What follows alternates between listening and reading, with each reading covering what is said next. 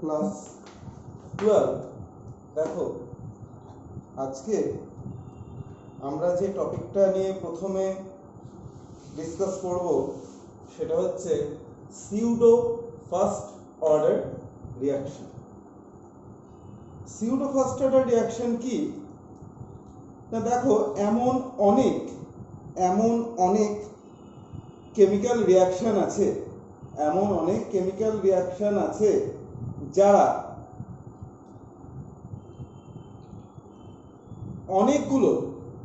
যাদের দেখা যায় যে অনেকগুলি রিঅ্যাক্টেন্ট সেই কেমিক্যাল রিঅ্যাকশনে পার্টিসিপেট করছে।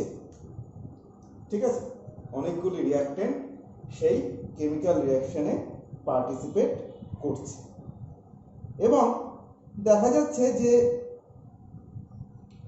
আরডিএসেও একের বেশি রিঅ্যাক্টেন্ট আছে। তাহলে অ্যাকচুয়ালি আরডিএসে যতগুলি রিঅ্যাক্টেন্ট থাকে সেটাই তার যে পাওয়ার, সেটাই তার অর্ডার হয়। এবং এখানে দেখা যাচ্ছে যে অনেকগুলি রিঅ্যাক্টেন্ট থাকলেও রিঅ্যাকশনের রেট কেবলমাত্র একটা রিঅ্যাক্টেন্টের কনসেন্ট্রেশনের ওপরেই ডিপেন্ডেন্ট। এই ধরনের রিঅ্যাকশনকে আমরা বলি সিউডো ফার্স্ট অর্ডার রিঅ্যাকশন। ঠিক আছে, আমি এই ব্যাপারটা এক্সাম্পল দিয়ে বুঝিয়ে বলি, তাহলে বুঝতে পারবে। দেখো, ধরা যাক আমি একটি রিঅ্যাক্টেন্ট নিয়েছি C12H22O11। আমরা জানি যে এটি হচ্ছে সুক্রোজের ফর্মুলা এবং তাকে আমি H2O দিয়ে তার অ্যাসিডিক হাইড্রোলিসিস করছি আর কি, H+ H2 এবং H+ দিয়েছি, দিয়ে আমি এখান থেকে পাবো হচ্ছে C6H12O6. Now this is sucrose, this is suppose glucose and another molecule of C6H12O6. আমরা ধরে নিচ্ছি যে এটা ফ্রুক্টোজ। ঠিক আছে, তাহলে সুক্রোজ, সেখান থেকে গ্লুকোজ এবং ফ্রুক্টোজ। তাহলে এই রিঅ্যাকশনটির রিঅ্যাকশন রেট আর ইকুয়াল টু, এবং আমি ধরে নিচ্ছি যে এই রিঅ্যাকশনটির আরডিএসে, এই রিঅ্যাকশনটির ধরা যাক এটাই হচ্ছে আরডিএস, অর্থাৎ আরডিএসে এই দুটো reactant namely sucrose and water both are involved। তাহলে আমি ধরে নিচ্ছি, now this is some rate constant K dash, C12H22O11 আর এদিকে হচ্ছে H2O। তাহলে এই রিঅ্যাকশন রেটটা কত? এইটা। তাহলে R equal to K dash, concentration of sucrose into concentration of water। তাহলে অ্যাপারেন্টলি আমার দেখে কি মনে হচ্ছে? Apparently just seeing this we can assume that its order is 2, কারণ দুটো রিঅ্যাক্টেন্ট ইনভলভ হচ্ছে। কিন্তু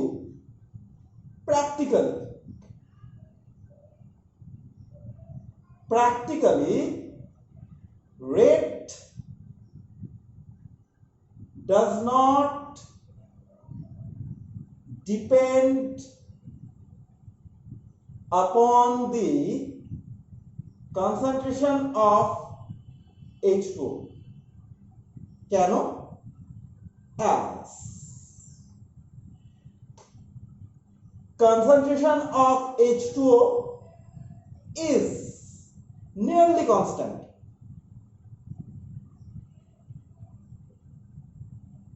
before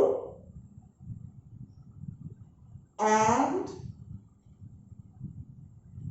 after the reaction, এই কথাটা দেখো।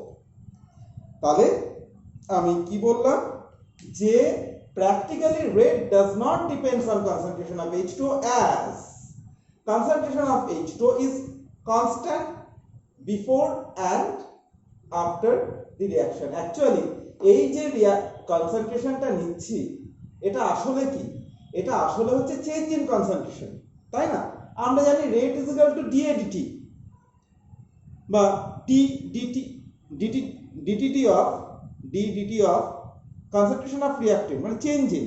দেখো আমরা যখন রেট বার করেছিলাম, আমরা রেট কিন্তু এরকম ভাবে বার করেছিলাম,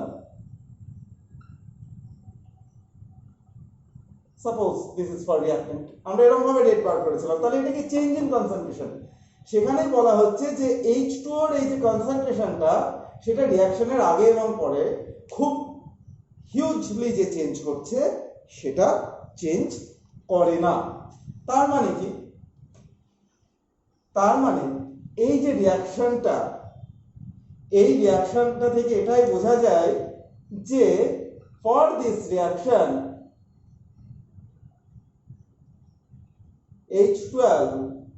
C12H22O11, that is concentration of sucrose is much less than that of H2O. So for this reaction, concentration of H2O before and after the chemical reaction is same.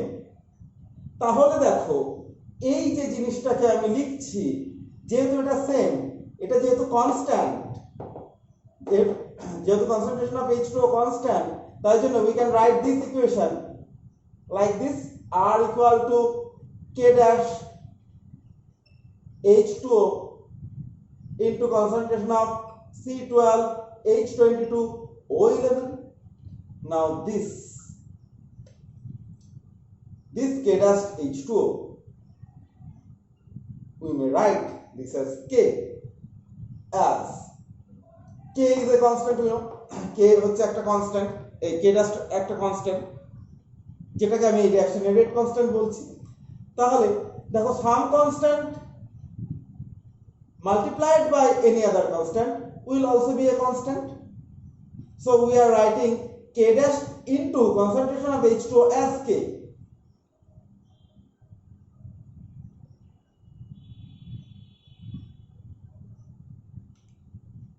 তাহলে এবার আমি রিঅ্যাকশনের অর্ডারটা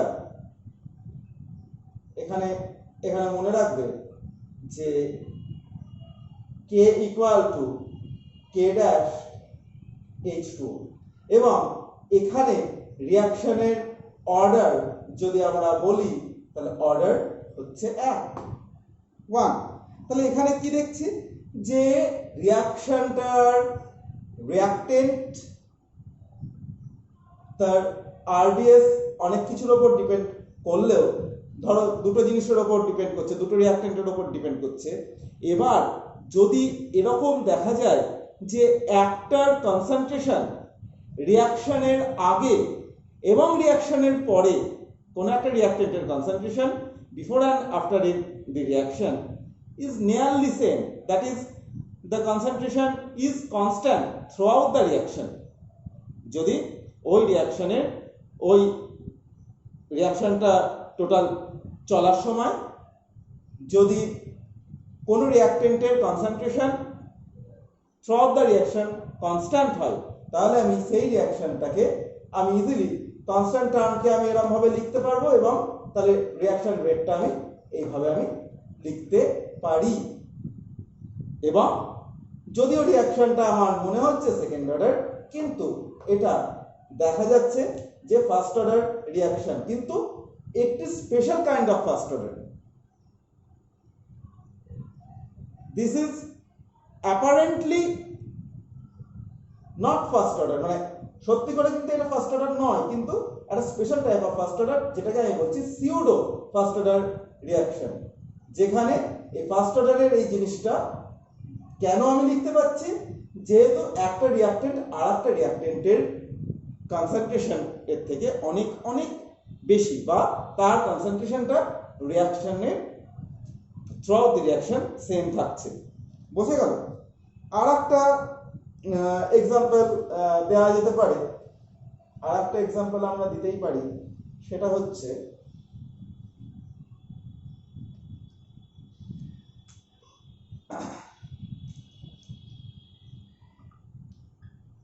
হাইড্রোলিসিস অফ এস্টার। ধরো এই জিনিসটা আছে, H3O plus আমি দিলাম, তাহলে এখানে আমি পাবো হচ্ছে CH3 COOH প্লাস C2H5OH। এখানেও কিন্তু R is proportional to concentration of H2O into concentration of CH3CO C2H5। এখানেও কিন্তু এই জিনিসটা H2O throughout the reaction constant, তাই জন্য এখানে আমি লিখতে পারি K CH3COO C2H5। ঠিক আছে? তাহলে এখানেও আমি কিন্তু রিয়াকশনটাকে এরকম ভাবে লিখতে পারি। তাহলে এটাও কিন্তু একটা সিউডো ফাস্টোরা রিয়াকশনের এক্সাম্পল। নেক্সট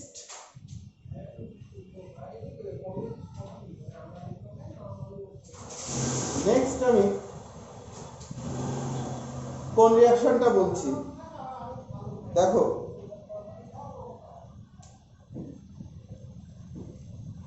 এবার আমরা যে টপিকে যাব সেটা হচ্ছে